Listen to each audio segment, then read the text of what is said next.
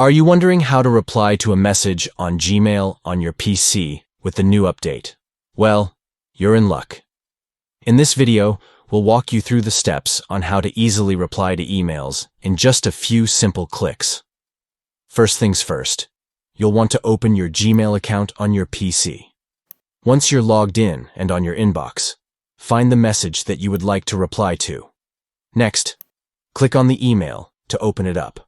Once the email is open, you'll see a few different options below the message. Look for the Reply or Reply All button and click on it. After clicking on the Reply button, a text box will appear where you can write your response to the email. Take your time to craft your reply, making sure to address any questions or concerns brought up in the original message. Once you've finished writing your reply, simply click the Send button to send off your response. And just like that, you've successfully replied to an email on Gmail using your PC. So next time you receive an email that requires a response, remember these simple steps.